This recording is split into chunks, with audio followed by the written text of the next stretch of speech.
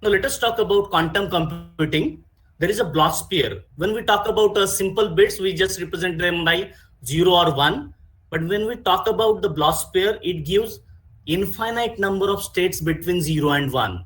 It is the fundamental unit of quantum computing and quantum information. As far as physical representation is concerned, the quantum computing has photon polarization state, two energy levels of electron around the atom, and electron spin. It is a vector quantity, as I said earlier also, like electron spin, it is also a vector quantity. Now, with the help of Bloch sphere, we are able to show or represent state space of the qubit. The exterior of the sphere represents the pure states and interior of the sphere represent the mixed states. So this is a mathematical representation or the matrix representation of the states 1 0 or 0 1 for the qubit 0 or qubit 1. Qubits exist in a superposition or linear combination of state. So one of the disadvantages of the quantum computing is the quantum collapse. Now, as far as classical computing concerned, we can measure any state, we can measure the voltage, we can measure the current. But in case of quantum computing, if we try to measure at some point of a time, there is a collapse and the whole information will be lost. Only one information will be left with us. This is the disadvantages. So we need to talk about the quantum measurement later on to understand what the quantum collapse is. Now, as far as classical computing is concerned, if you look at all these gates, NOT gate, AND gate, OR gate, NAND gate, NOR gate, XOR gate. Other than this NOT gate, all gates are irreversible gates. If you look at the output, we are not going to know what were the inputs, whether 1 0 or 0 1. Because at the AND gate, we are going to get the output 0, whether it was a 1 0 or 0 1 sequence. We never know, right? So this kind of gates are called as irreversible gates, and classical computing is only based on irreversible gates except NOT gate. Because in NOT gate, if output is 1, we always know that the input is 0. If output is 0, we always know that input is 1. So in quantum computing, such kind of gates are also there which are reversible. Polygates. Polygates means sigma x is given. They are represented by the sum of the matrices, but I will try to connect them with physically. Sigma x means the gate which rotates the qubit around the x-axis. Sigma y means which rotates the qubit around the y-axis, and sigma z means which rotates the qubit around the z-axis. There is also identity gate. All of us are familiar with this identity gate or unit gate 1 0 0 1. NOT gate. What it does? Exactly what we do in case of classical computing. It does the same thing. Phase shift gate, it shifts the phase of the qubit. And as far as Hadamard gate is concerned, it is a very popular gate as far as quantum computing is concerned. What it does, it changes the axis of rotation. What does it mean? Let us suppose that earlier it is, if the qubit is rotating around the x-axis, if you pass that qubit through this Hadamard gate, that axis of rotation will be changed from x to z. That is rotation of the qubit around the z-axis. So this kind of a gate is used when we move from the quantum information to the classical information or classical information to the quantum information. This Hadamard gate helps us there. Now, we talked about the single qubit gates, all of them. Now let us talk about the 2 qubit gates. As I said that all the quantum gates are reversible gates. Let us talk about one of the simple gates, that is C0 gate. C0 gate means control NOT gate. When we talk about a NOT gate, what the NOT gate does, it gives output 1 when the input is 0, and input is 1, output is 0, right? In that case. Now, what is a control NOT gate? It is kind of a control thing. There are 2 qubits, qubit A and qubit B. On the input side, also on the output side, there are also two qubits, qubit A and qubit A XOR B. Not as XOR, it is a Kronecker product, right? It is also called as a Kronecker product, A Kronecker B. Now, if one question must arise in your mind, why A is passing on A? What does it mean? Though it is a NOT gate, it is a 2 qubit gate. If A is 1, remember, listen it very carefully. If A is 1, B will be reversed.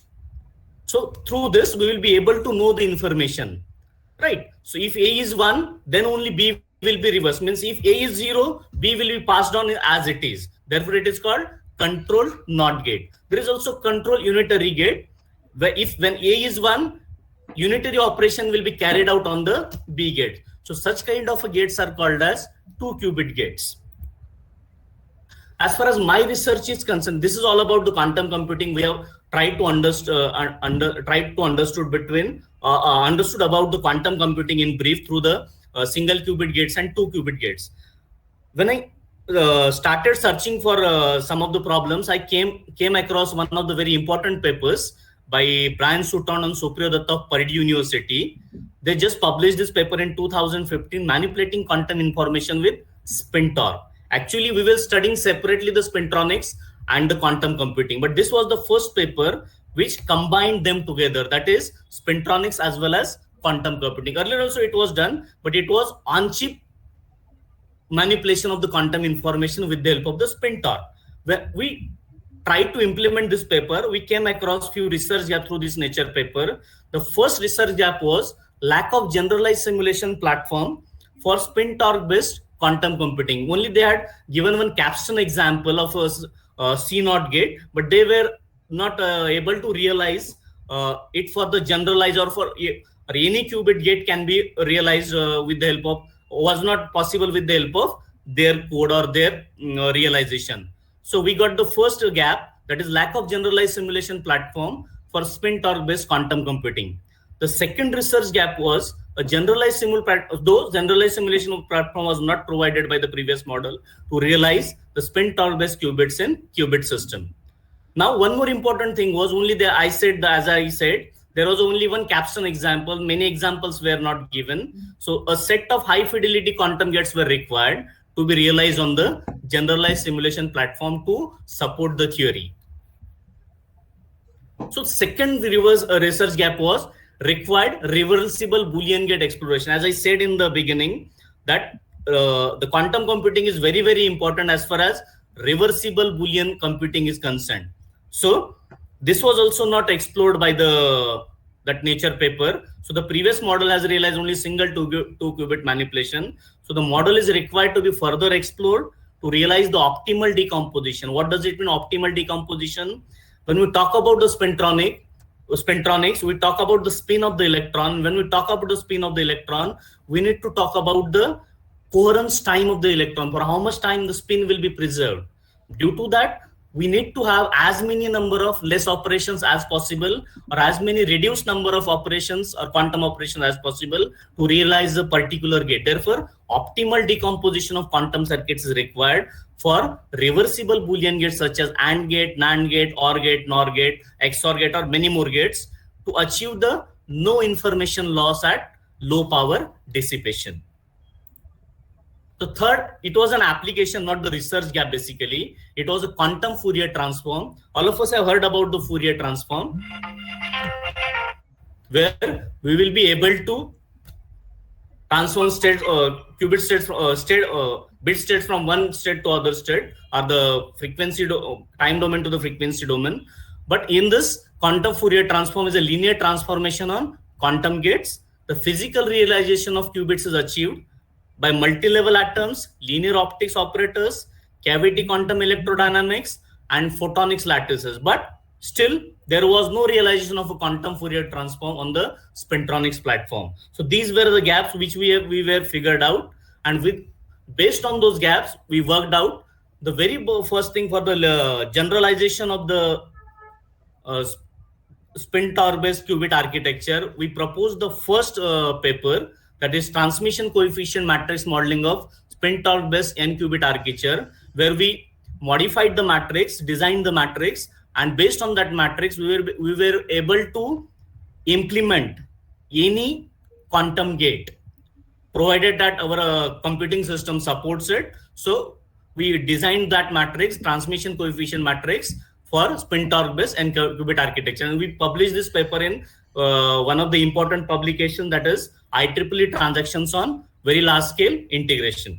Once this problem was solved, we moved on to the, as I said, in the second research gap, that is optimal Boolean logic quantum circuit decomposition for spin-torque based n-qubit architecture, where we reduced the quantum circuits for the AND gate, NOR gate, NAND gate, and again we added two more things, full adder and half adder. So we realized all these things, but with the reduced number of operations. and we achieved the 99% of the fidelity, that is the reaching the desired state, a percentage reaching the desired state. So this was our second publication, which was published in IEEE Transactions on Magnetics.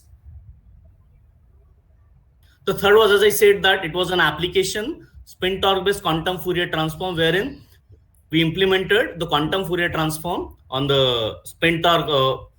As we have generalized it, we were able to implement it. So we realized the quantum Fourier transform on the spin torque based qubit architecture, and obtained results were presented in the third paper, that is IEEE Transaction on Magnetics. Now, at the end of every research, one has to do one thing. One needs to write the review paper. So what did we do? We wrote a review paper in IEEE Nanotechnology of magazine, which covered all kind of quantum computing circuits based on spin torque based qubit architectures. And this paper was highlighted towards the physical realization of quantum computers. My insights as far as this presentation is concerned: quantum computing is the future of the computing. Quantum computing will not require initial time to get started. In a 0 second, you will be able to start the computer. You may require the startup time. The quantum computing technologies will have a huge impact in defense, intelligence, and supremacy. In the field, will change the strategic balance of power. As far as applications are concerned, besides weather predictions, quantum computing can lead to scientific breakthroughs on commercial applications such as data encryption and even new drug discovery. It can also lead to gains in weather predictions, financial analysis, logistical planning, and also in space discovery. They may make facets of artificial intelligence, such as machine learning, much more powerful. It will ultimately have huge impact on the nation and our society as whole. Thank you. Thank you so much, sir, for telling us about various insights